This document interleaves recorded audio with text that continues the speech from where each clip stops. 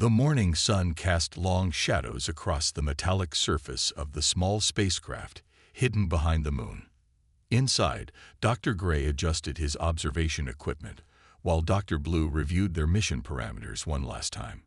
Their homeworld had sent them on this expedition to study the peculiar behaviors of humans, particularly their strange habit of gathering near large bodies of water for no apparent survival purpose. "Remember," Dr. Blue said, checking their cloaking systems, "we're using the latest XR-89 invisibility field. Nothing can detect us. These humans don't even have basic space travel yet." He spoke with the confidence of someone who had never failed a mission. Dr. Gray nodded, though he couldn't hide his excitement. 3 years of watching them through satellites isn't enough. We need to see them up close. He had always been the more curious of the two, sometimes to a fault. Their ship descended through Earth's atmosphere with perfect silence, their advanced technology making the entry as smooth as floating through space. They chose their landing spot carefully, a hidden cove near a popular California beach. The morning was still early, and only a few early joggers dotted the shoreline. As they stepped out of their ship, both scientists marveled at their first direct experience of Earth's environment. The air felt thick and salty, quite different from their artificially maintained atmosphere back home. Their environmental suits, invisible just like their bodies, protected them from the unfamiliar elements while collecting data about everything around them. "The gravity feels stronger than our simulations suggested," Dr. Gray noted, taking careful steps on the sand. His movements left no footprints. Their gravity displacement field made sure of that. "Look at how the humans move so easily here. Fascinating." Dr. Blue pulled out their scanning device, which looked like a transparent crystal to their eyes.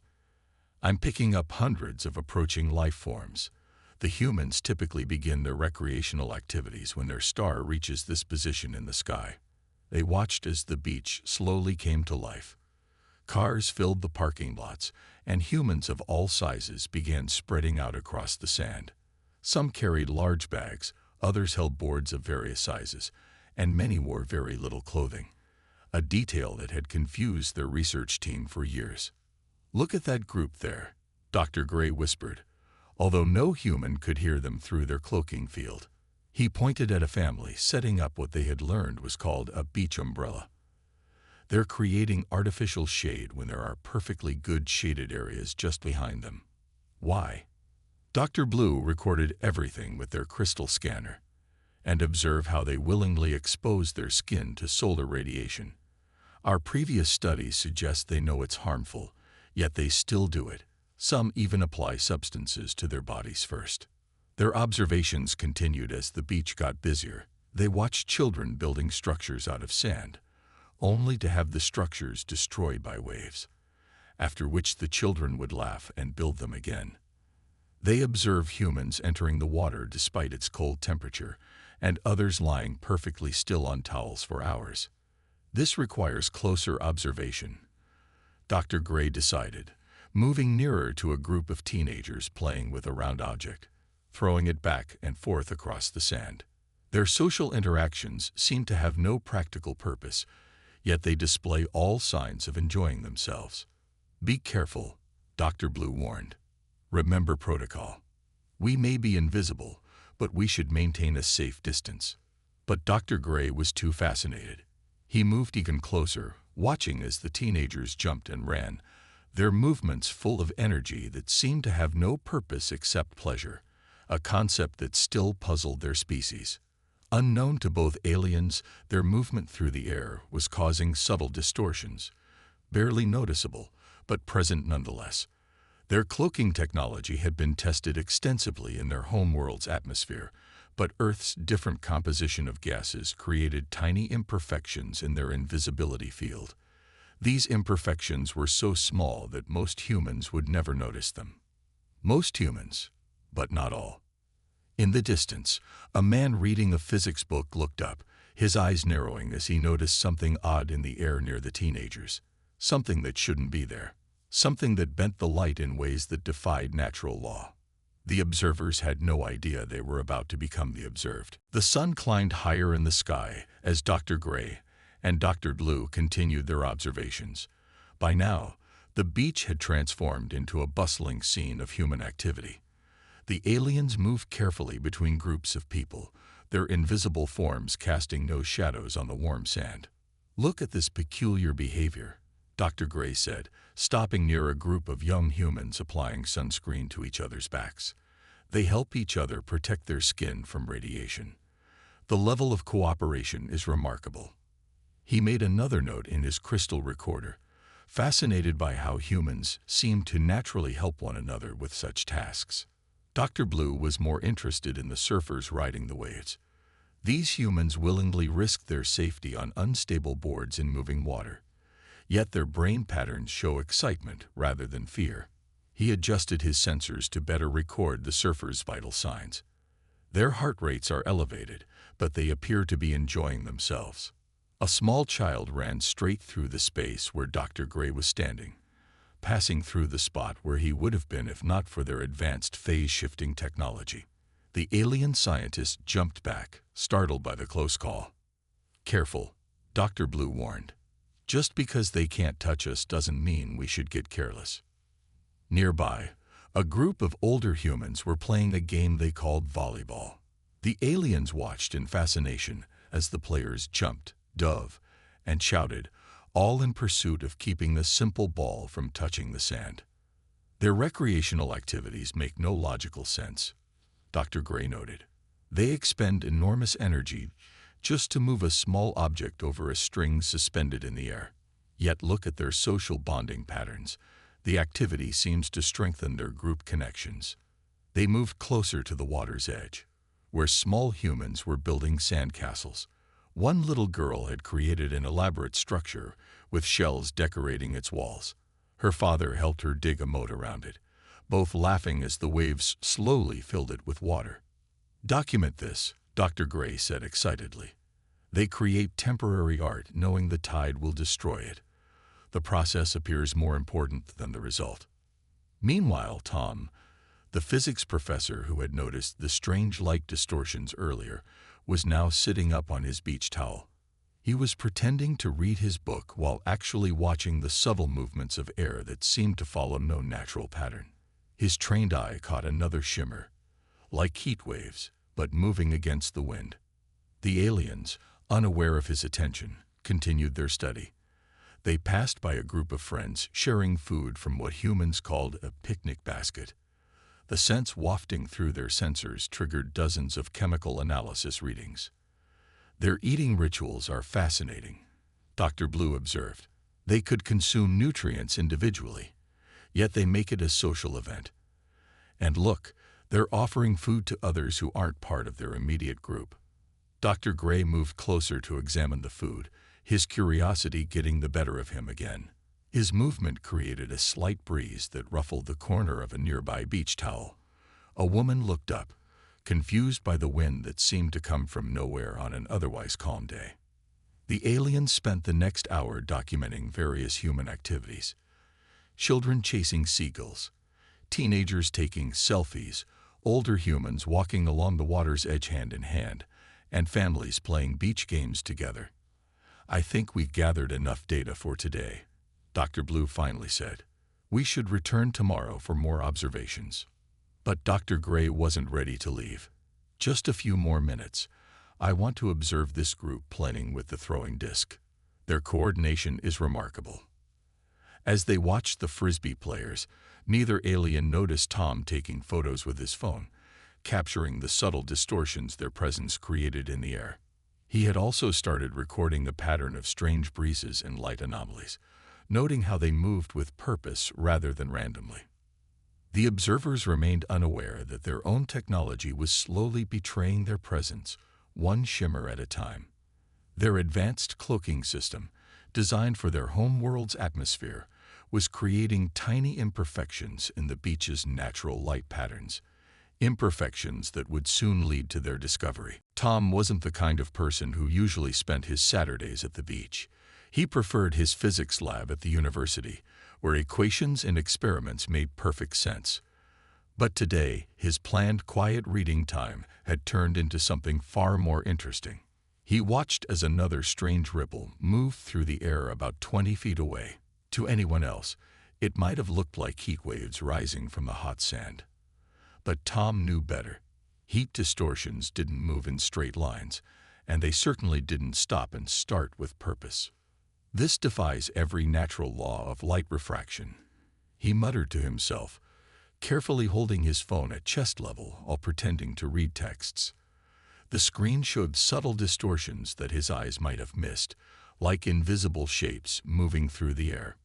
Near the volleyball courts, Dr. Gray and Dr. Blue continued their observations, completely unaware that they had caught the attention of a human scientist. Dr. Gray moved closer to a group of players, fascinated by their coordination. The timing of their movements suggests some form of group consciousness, Dr. Gray said, making another note in his crystal recorder. The movement created another ripple in the air, and Tom's eyes locked onto it immediately.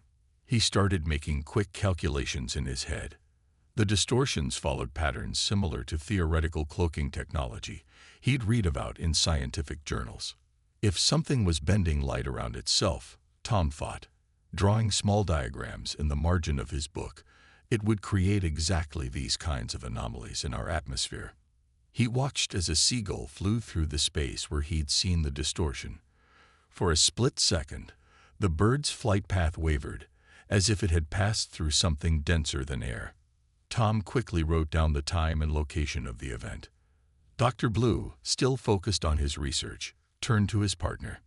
"We should move to the water's edge. The humans are displaying interesting behavior with the changing tide." As they walked across the beach, their movement created a subtle pattern in the sand. Not footprints exactly, but a slight compression that lasted for just moments before disappearing. Tom noticed this too, his scientific mind racing with possibilities. He pulled out his phone again and opened his email, quickly typing a message to his friend Lisa at the Marine Research Center. "Need your specialized equipment. Possible atmospheric anomaly at Beach Cove. Bring the UV spectrum analyzer and water vapor sensors. Don't reply to this. Just come if you can. This is big." Meanwhile, Dr. Gray had gotten bold enough to walk through a game of beach soccer, causing one player to shiver suddenly as if caught in a cold breeze on the hot day. "Their athletic abilities are impressive," Dr. Gray noted, "but their sensory systems are quite dull. They notice so little of what's around them." Tom suppressed a smile at hearing the faint, unfamiliar sound carried on the wind. He couldn't make out the words, but the sound pattern was unlike anything he'd ever heard before. He added another note to his growing list of observations. The afternoon sun had shifted position, and now the light hit the beach at a different angle. This new lighting made the distortions even more noticeable to Tom's trained eye. He could almost make out shapes now. Tall, slender forms that moved with deliberate purpose. Their invisibility isn't perfect, he realized. It's like they're bending light around themselves, but they didn't account for Earth's specific atmospheric conditions. Our air composition must be different from what their technology was designed for. He watched as one of the invisible forms moved near a child building a sandcastle. The child's bucket of water showed tiny ripples, despite there being no wind. Tom quickly snapped another photo.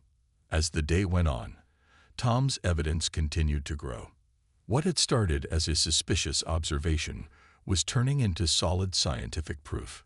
Something, or someone, was watching humans at the beach, using technology that was advanced but imperfect. In his excitement, Tom barely noticed that the strange distortions sometimes stopped and seemed to turn in his direction, as if studying him too. The observers had no idea that their subject had become an observer himself, and their perfect invisibility wasn't so perfect after all. The beach was getting less crowded as late afternoon approached, but Tom's excitement only grew stronger. His friend Lisa had arrived with her equipment bag, trying to look casual as she spread out her beach towel next to his. "This better be good," Lisa whispered, pulling out what looked like a normal tablet but was actually a highly sensitive atmospheric scanning device. "I was in the middle of important research." "Watch that spot near the volleyball courts," Tom said quietly, pointing with his chin. "Tell me what your sensors pick up." Lisa tapped on her tablet, and her eyes widened. "That's impossible. I'm getting readings of complex molecular structures moving through the air. They're too organized to be natural." Dr. Gray and Dr. Blue, still unaware of the growing investigation, continue their observations nearby. The declining sunlight seems to signal an end to their recreational activities, Dr. Blue noted, watching families pack up their belongings. "The patterns are moving against the wind," Lisa commented, adjusting her sensors. "And look at this. They're creating tiny variations in the local magnetic field. Whatever's causing this has some serious technology behind it." Tom showed her the photos he'd taken earlier. "Watch how the light bends around these spots. It's like looking at water flowing around invisible rocks in a stream." While the two scientists discussed their findings, Dr. Gray moved closer to listen, fascinated by their conversation.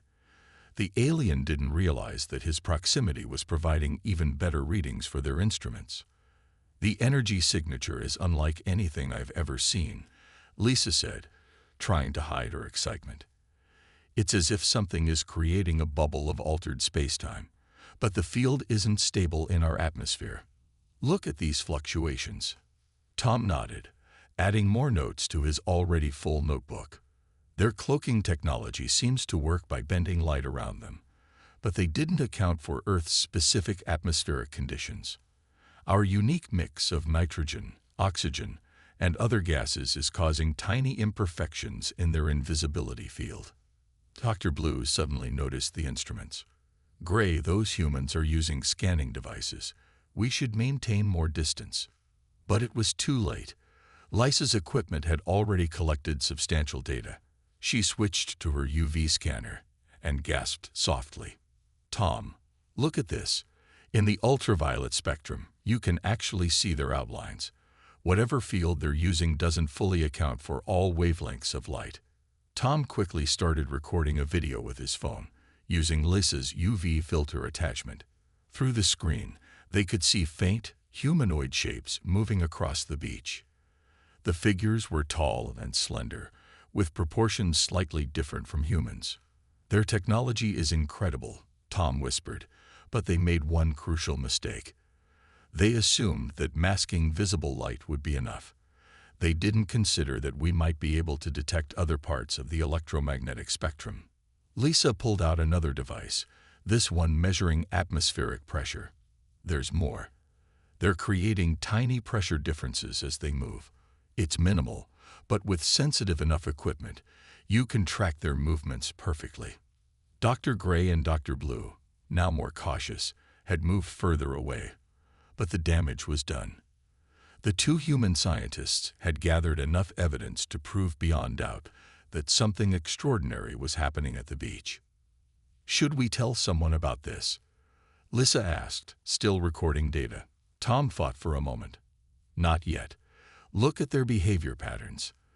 They're not here to harm anyone. They're observing us.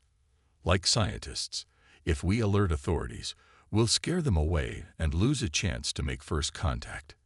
As the sun began to set, casting long shadows across the beach, Tom and Lisa had compiled an impressive collection of evidence: photos, videos, sensor readings, and detailed notes. They had proof of invisible visitors studying humanity at the beach. What they didn't know was that tomorrow, the observers and the observed would finally meet face to face. The evidence they gathered would help humanity make its first diplomatic contact with an advanced alien species, even if that contact began with catching them spying at the beach. As more people began arriving at the beach, Tom quickly led the group to a secluded cove hidden by large rocks.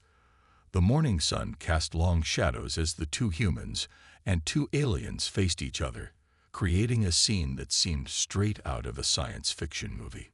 "Your cloaking device isn't working anymore," Tom pointed out, watching the aliens' environmental suits shimmer in the sunlight. "The water particles have completely disrupted its function." Dr. Gray and Dr. Blue looked at each other, then pressed something on their wrists. Their invisibility field disappeared completely, revealing their true forms. They stood nearly 7 feet tall, their suits looking like flowing silver water that moved with their every gesture. "Since our cover is blown," Dr. Gray said, his voice carrying that strange metallic echo, "we might as well speak properly." He turned to Dr. Blue. "It seems our mission has taken an unexpected turn." Lisa held up her tablet, still recording everything. "You've been studying us for days. Now it's our turn to ask some questions." Dr. Blue stepped forward, his movements graceful despite his obvious nervousness. "We are scientists like yourselves. We came to study human recreational behavior.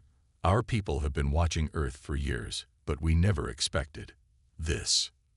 "You never expected to get caught," Tom said with a slight smile, "because you thought we were primitive. That's why you got careless with your technology." Dr. Gray nodded, showing what seemed to be embarrassment. "We believed our technology was far beyond your ability to detect. Clearly, we were wrong." "Very wrong," Lisa agreed. "Would you like to know all the ways we spotted you?" Besides the water and UV light reaction, there were several other clues. She pulled up her data, showing them graphs and readings. "Your presence created unusual atmospheric pressure changes. You left temporary gravity distortions in the sand. Even the seagulls noticed something was wrong when they flew through your cloaking field." Dr. Blue examined the readings with growing interest. "Fascinating. Our technology was designed for our homeworld's atmosphere. We never considered how Earth's unique conditions might affect it." "That was your biggest mistake," Tom explained. "You assumed that because we don't have your level of technology, we couldn't understand the basic physics behind it. But sometimes simple science can defeat complex technology." A wave crashed against the rocks behind them, sending spray into the air. The water droplets caught in the alien suits, creating rainbow-like patterns. "What happens now?" Dr. Gray asked, looking at the humans with new respect. "Will you expose our presence to your authorities?" Tom and Lisa exchanged glances. This was the moment they had discussed earlier. "That depends," Tom said carefully. "We have proof of your existence. Photos, videos, sensor readings. We could easily prove to the world that aliens are real and that they've been spying on us at the beach." The aliens tensed, but Lisa quickly continued, "Or we could have a conversation. Scientist to scientist. There's clearly a lot we could learn from each other." "You would keep our presence secret?" Dr. Blue asked, surprised. "Why?" "Because you're not here to harm us," Tom replied. "You're here to learn. As scientists, we understand that drive. But from now on, it has to be an exchange of knowledge, not just observation." Dr. Gray looked at his partner, then back at the humans. "In all our studies of Earth, we never predicted this outcome. You've proven far more capable than our reports suggested. Maybe that's your first lesson," Lisa said with a smile.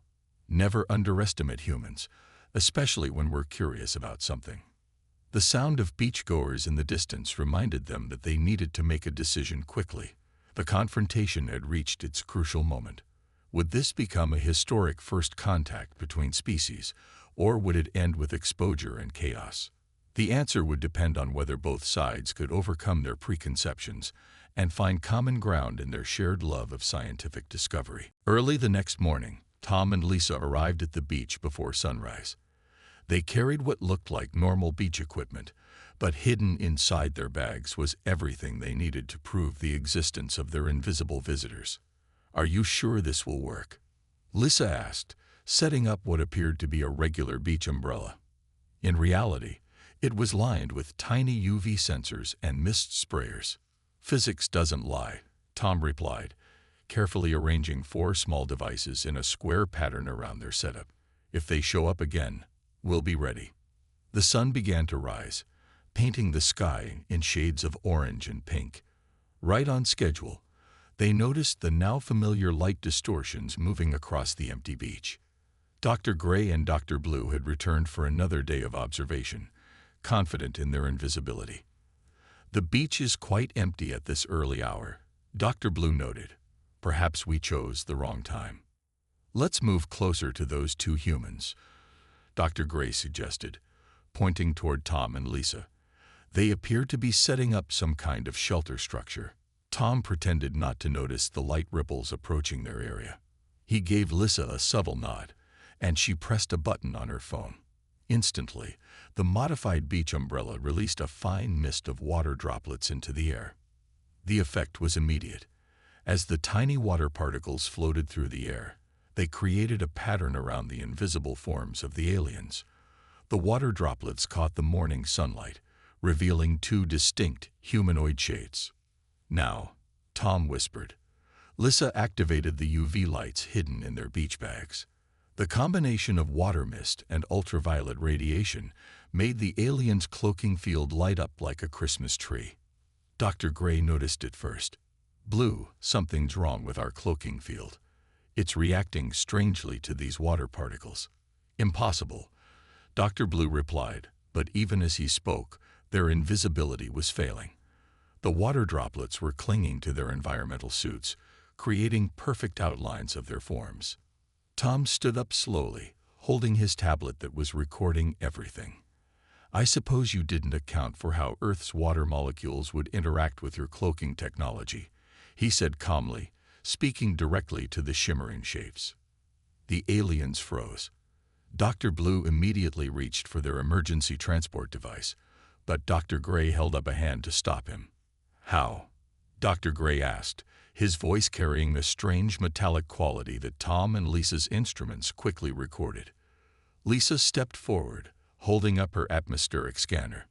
"Your cloaking technology is impressive, but it has 3 flaws when used in Earth's atmosphere." She held up her fingers, counting them off. 1. It creates visible distortions in our specific mix of atmospheric gases. 2. It doesn't fully mask ultraviolet radiation. And 3. It has a unique reaction to water molecules that we don't see in nature. "Simple physics," Tom added. "Sometimes the most basic principles can defeat the most advanced technology." The aliens' forms became more visible as the morning sun rose higher, their outline caught in the combination of mist and UV light. They looked almost human in shape, but taller and more slender, with silvery environmental suits that seemed to flow like liquid metal. "You detected us, with water and light." Dr. Blue sounded both impressed and embarrassed. "We had some help from your overconfidence," Tom replied with a smile. "You got so comfortable being invisible that you stopped being careful. We've been recording your movements since yesterday." Dr. Gray stepped forward, their form now clearly visible in the mist. "In all our observations of humans, we never considered that you might be observing us back. Perhaps we have underestimated your species." The trap had worked perfectly, but this was just the beginning. As other early morning beachgoers started to arrive, Tom realized they needed to move their conversation somewhere more private. What had started as a scientific investigation was about to become humanity's first diplomatic meeting with an advanced alien species, all because 2 human scientists had caught them spying at the beach. 1 week had passed since the confrontation at the beach.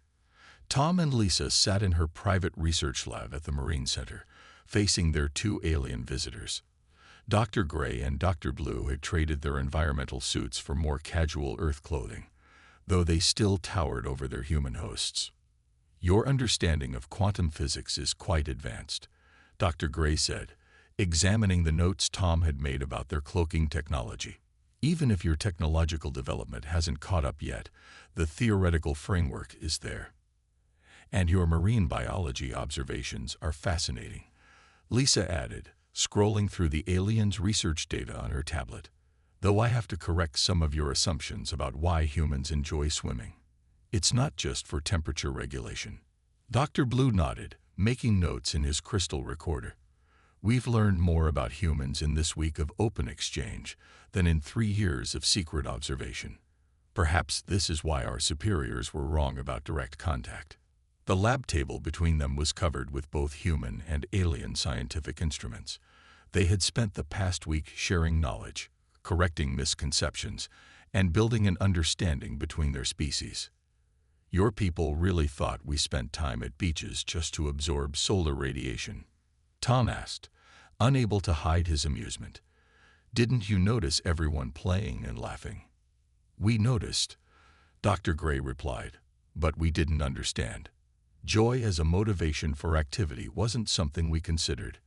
Our society was very focused on practical purposes. Lisa looked up from her tablet. Has something changed? Dr. Blue gestured to a small sandcastle sitting in the corner of the lab. They had built it together the day before, just for fun. We're learning that not everything needs a practical purpose to have value. The four scientists had developed an unlikely friendship. Each day brought new discoveries, not just about technology and science, but about their different cultures and ways of thinking.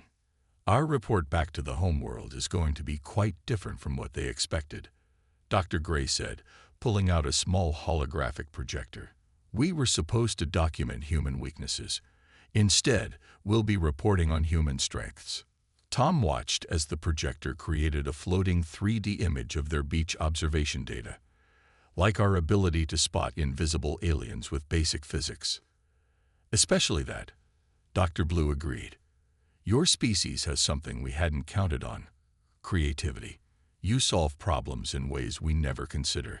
Lisa pointed to her tablet. And you have technology we never dreamed possible. Imagine what we could learn from each other through proper scientific exchange. That's what we wanted to discuss today, Dr. Gray said, his tone becoming serious. We've received permission from our world to establish a permanent scientific exchange program. In secret, of course. Tom and Lisa exchanged excited looks. Your leaders agreed to this? Lisa asked. After we showed them how you detected us. Dr. Blue laughed, a sound like tinkling crystals. They were impressed and a little worried. Better to have humans as friends than potential enemies. We can set up a secure lab, Tom suggested, already making plans. Continue our research together. There's so much more to learn about both our species. Dr. Gray nodded. And perhaps in time, we can prepare both our worlds for open contact. But for now, we keep meeting like this, Lisa finished. Scientists working together, learning from each other. The afternoon sun streamed through the lab windows, catching the floating hologram and casting colorful patterns across the walls. Outside, they could hear the distant sound of waves and happy beachgoers, humans enjoying their day, unaware that their beach activities had led to this historic moment. To think, Dr. Blue mused, all our advanced technology and careful planning was defeated by some water droplets in basic physics. And that, Tom said with a smile, is the most important lesson from all of this. Sometimes the simplest solutions are the best ones. The four scientists spent the rest of the afternoon planning their future collaboration, each knowing that this was just the beginning. What had started as an alien observation of human beach behavior had turned into something much more important: the first bridge between two civilizations, built on curiosity, respect, and the shared love of discovery.